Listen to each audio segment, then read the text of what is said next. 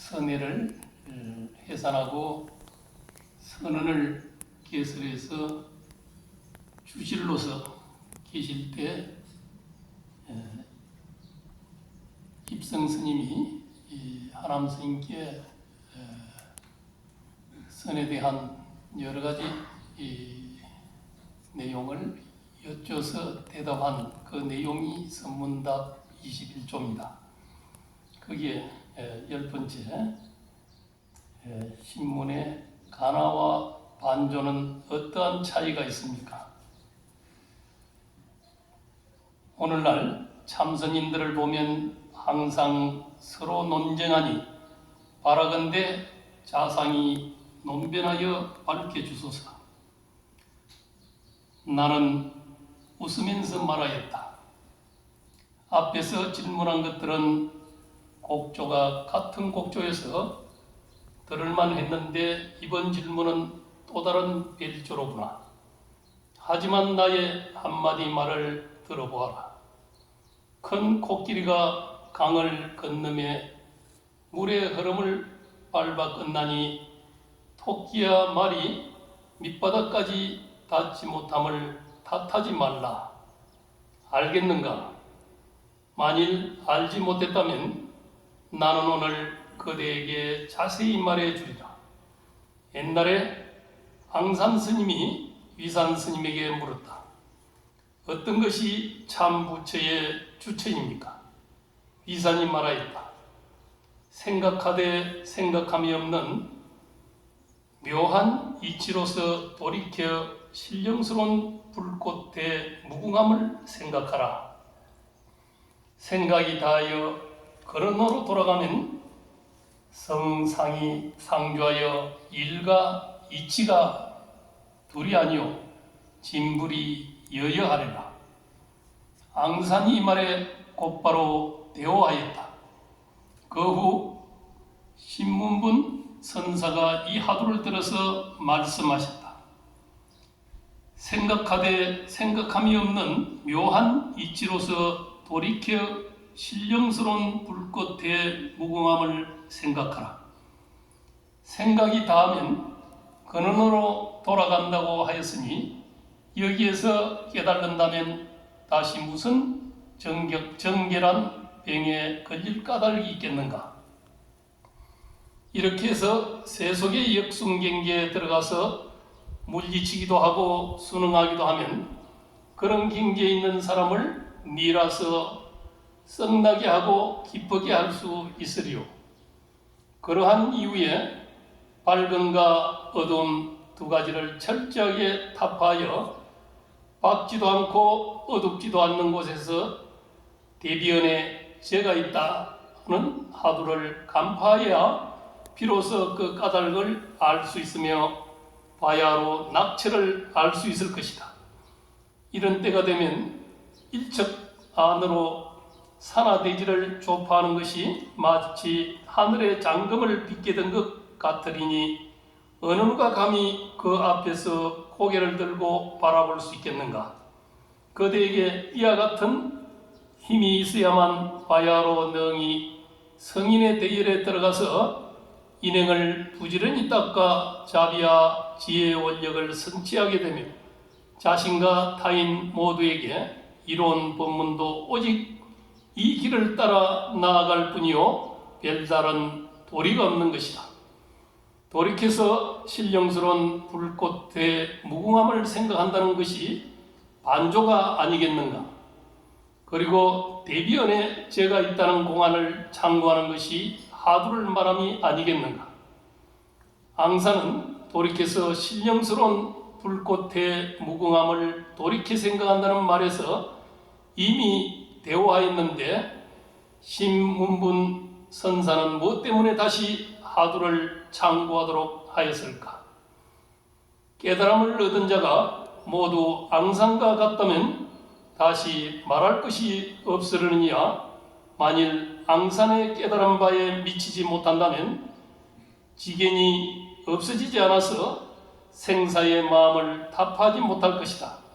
생사의 마음을 타파하지 못한다면 어떤 게 대오라고 말할 수 있겠는가? 이는 신문분 선사가 특히 반조 중에 철저하게 깨닫지 못한 자를 위하여 이처럼 말한 것이다. 또한 고봉은 만법기일 일기하처에 하도를 떨다가 죽은 시체를 끌고 다닌다는 언구를 타파하여 대지가 잠기고 무라를 모두 잊어서 분명한 견처가 있었지만 서람 하상에 잠잘 때 꿈도 없고 생각이 없는 곳에서는 주인공이 어느 곳에 있는가라는 물음을 받았을 때 곧바로 대답할 말이 없고 말할 수 있는 이치가 없었다. 서람 하상이 다시 고봉에게 일각 주인공이 어느 곳에서 안심인명을 하는가를 참고하도록 하였는데 결국은 함께 잠자는 동안이 목침을 떨어뜨리는 소리를 듣고서 그물 속에서 뛰쳐나온 듯이 툭 뜨여 한 생각에 자기가 없어 전하가 태평하게 된 것이다. 하지만 여전히 옛 그 사람이요 옛날의 행위가 바뀌지 않았다고 말하였다. 여기에서 말한 일기하처가 하두를 말한 것이 아니겠는가? 일각 주인공을 보라 하는 것이 반조를 말함이 아니겠는가? 고봉은 이미 일기하처에서 분명한 견처가 있었거늘 서람하상은 무엇 때문에 일찍하여 다시 일각 주인공을 참고하라고 한 것일까?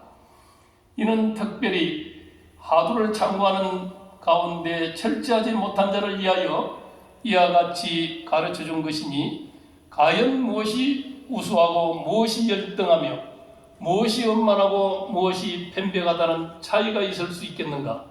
이는 깨달음이 철저하고 철저하지 못함이 당사자의 진실과 허위, 구경처를 얻었느냐와 못 얻었느냐에 달려있는 것이지 방편의 우열과 심천에 있는 것이 아님을 알아야 한다.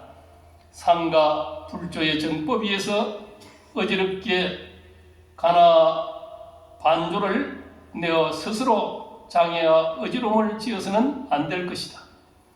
또 종고선사가 영시랑에게 보내는 답서에 이르기를 다만 일상생활에 반전하는 곳에서 무시로 살피되 내가 타인과 더불어 명쾌히 시비곡직을 끊어버린다는 것은 누구의 은혜를 입는 것이며 필경 어느 곳에서 나왔는가를 살핀다면 평소에 생소한 곳, 생처는 저절로 익숙한 곳, 숙처가 되리니 생소한 생처가 이미 익숙하게 되면 익숙한 곳, 숙처는 도리어 생소한 곳이 될 것이다.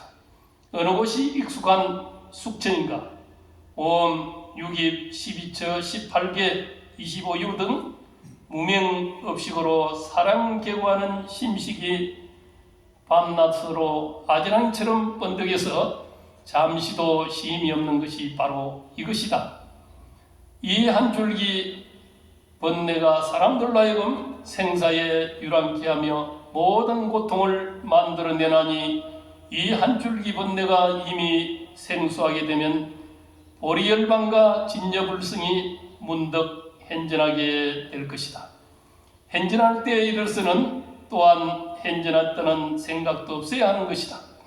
그러므로 예수님이 깨달음을 얻고서 말하기를 눈으로 볼 때는 일천개의 태양이 비춘과 같아서 만상의 그림자를 벗어날 수 없고 귀로 들을 때는 깊은 골짜기와 같아서 크고 작은 소리가 좋게 응하지 않음이 없다고 하였으니 이와 같은 일들은 다른 데서 찾을 필요도 없고 타인의 힘을 빌릴 필요도 없는 것이다. 자연이 반전하는 곳에서 활발하게 될 것이다. 아직 이와 같음을 얻지 못했다면 또한 세간의 속된 일을 사량하는 마음을 가지고 사량이 미치지 못하는 곳을 돌이켜 사량해 보라. 어떤 것이 사량이 미치지 못하는 곳인가? 어떤 스님이 조주 스님에게 묻기를 계에게도 불성이 있습니까 없습니까? 조주 스님이 말씀하셨으니 이 하나의 글자에 어떤 기량이 있는 것일까? 청건대 안배하여 헤아려 보도록 하라. 개교 안배할 곳이 없을 것이다. 다만 배속이 답답하고 마음속에서 번뇌가 일어남을 알아차릴 때가 바로 좋은 때이니 그땐 제8식이 즉시 활동을 못하게 될 것이다. 이와 같음을 알 때에 방치해버리지 말고 오로지 묻자만 창구해야 한다. 묻자도를 창구하고 창구하면 생체는 저절로 숙처가 되고 숙처는 저절로 생처가 될 것이라고 하였으니 대저 일상생활 속에서 살피고 살피는 것이 반조가 아니겠는가. 사량 진로의 마음을 가지고서 묻자상으로 돌아가서 창구하고 창구하는 것이 하두가 아니겠는가. 그렇다면 종고선사 또한 사람들에게 반주하는 법을 가르쳤으니 겸하여 하두두는 것으로서 대략을 보여주었으니 다만 그 방법과 대략만을 가르쳐 보여주었을 뿐만 아니라 분명하고 분명하게 말씀하셨다. 보리열반과 진묘 여불승이 문득 현전하면 생처는 저절로 숙처가 되고 숙처는 저절로 생처가 될 것이다 라고 하였다. 이로 미루어 본다면 화두를 드는 것과 반조 이 두 가지는 공부상에서 그 효험을 얻음이 어찌 깊고 얕음이 있겠는가. 옛사람이 이와 같이 가르쳐준 기원을 하나하나 낱낱이 들어 말할 수는 없으나 모두 반조와 가나에 대하여 차별상을 두지 않았거늘 오늘날의 학인들은 서로가 공격하여 엉터리라고 생각하는 것은 어느 곳에서 이처럼 배워왔는가. 어떤 사람은 본분 하도에 따라서 여법히 참고하다가 조금 쉬워진 곳이 있으면 곧 만족하다고 생각하여 다시는 앞으로 나아가지 않고 또 조금 위치로 탐구해 본 자는 곧 이 가나를 쓸어버려서 자취를 없애고자 하니 이는 불조의 가르침 가운데 무한한 방편이 모두 의리에서 나와 진흙에 들어가고 물에 들어가 사람을 위하여 대단히 애선 대방편인 줄 알지 못하는 것이다. 이러한 사람들은 냉담 무의의 깊은 구덩이 속에 빠져 꼼짝도 하지 않는 자이다. 또 어떤 사람은 반조의 법문으로서 여실히 참고하다가 조금이라도 얻은 것이 있으면 스스로 다 얻었다고 생각하여 다시는 자세히 살피지 아니하고 기이한 생각을 가져서 사람을 만나면 곧바로 도리를 말하고 지견을 드러내니 이는 납성가의 본분 전령이 부처님을 삶고 조사도 삶으며 뼈에 사무치고 골수에 사무쳐 철저하게 맹근을 모조리 끊어버리는 참 수단인 줄 전에 알지 못한 것이다.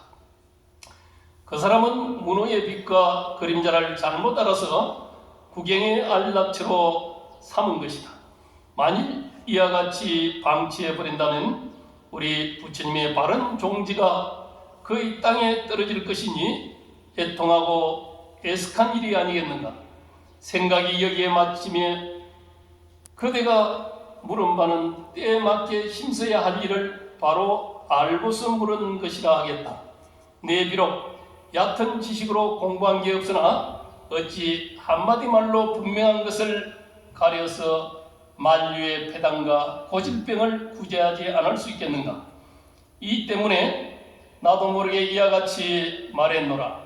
그러나 옛사람이 말하기를 하기는 다만 활구를 창구할지언정 사구를 창구하지 말지니 사구는 이로와 어로와 들어서 알고 생각이 있기 때문에 활구는 이로와 어로와 재미가 없고 모색할 수 없기 때문이라고 하셨으니 참선을 하는 사람이 반조와 가난을 막론하고 여실히 창구하는 자라면 마치 한 덩이의 불과 같아서 가까이 하면 얼굴을 태우게 된가 같나니라. 도무지 불법의 지혜를 붙일 것이 없으리니 어느 계열에 하두니 반조니 같으니 다르니 하는 허다한 것들을 논할 수 있겠는가? 다만 한 생각이 앞에 나타나 투철하게 간주하여 남음이 없으면 백천 법문과 무량한 모의를 구하지 않고 쓰고 원만하게 얻어서 여실히 보고 여실히 행하며 여실하게 써서 출생 입사의 대자재를 얻을 수 있을 것이다. 깊은 바람은 여기에 있다.